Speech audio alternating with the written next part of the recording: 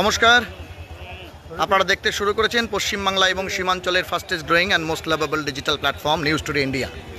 ঘটনা দুর্ঘটনার খবরের পাশাপাশি অনেক সময় দুঃখের খবরও আমাদের সম্প্রচার করতে হয়। এই মুহূর্তের একটি দুঃখের খবর, স্যাড নিউজ আপনাদের সকলের জন্য।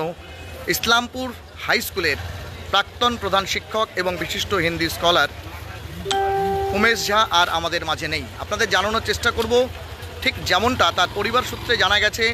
দীর্ঘদিন ধরে একাধিক বার্ধক্যজনিত রোগে ভুগছিলেন ইসলামপুর হাই স্কুলের প্রাক্তন প্রধান শিক্ষক এবং বিশিষ্ট হিন্দি স্কলার এবং হিন্দি ভাষার আন্দোলনের সঙ্গে যিনি যুক্ত ছিলেন উমেশ ঝা, তিনি আর আমাদের মাঝে নেই। আপনাদের জানানোর চেষ্টা করি, ঠিক কিছুক্ষণ আগেই তার পরিবার সূত্রে যেমনটা জানা গেছে যে ইতিমধ্যেই তার পরিবারের লোকজনকে হাসপাতাল কর্তৃপক্ষ খবর দিয়েছে। আপনাদের জানিয়ে দিই, বেশ কিছুদিন ধরে একাধিক জরা এবং বার্ধক্যজনিত রোগে তিনি ভুগছিলেন এবং আপনাদের জানানোর চেষ্টা করব এই মুহূর্তে সেই শোক সংবাদ আপনাদের কাছে আমরা দেওয়ার চেষ্টা করছি। তার পরিবার পরিজন, শোকস্তব্ধ পরিবার পরিজন ইতিমধ্যেই কিন্তু খবর পাওয়ার পরে ইসলামপুর মহকুমা হাসপাতালে এসে উপস্থিত হয়েছে।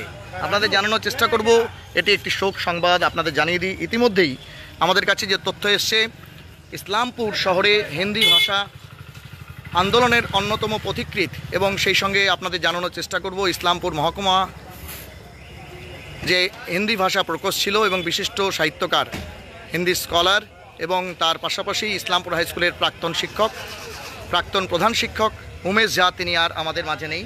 আপনাদের জানানোর চেষ্টা করব ঠিক যেমনটা আমাদের কাছে তথ্য রয়েছে তার পরিবার সূত্রে।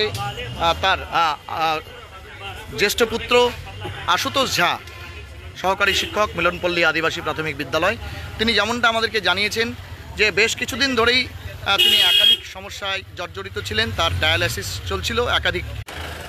আপনাদের জানানোর চেষ্টা করব, ইতিমধ্যেই তার পরিবারের কাছে, তার শোকসন্তপ্ত পরিবারের কাছে কিন্তু এই খবর বা বার্তা পৌঁছেছে।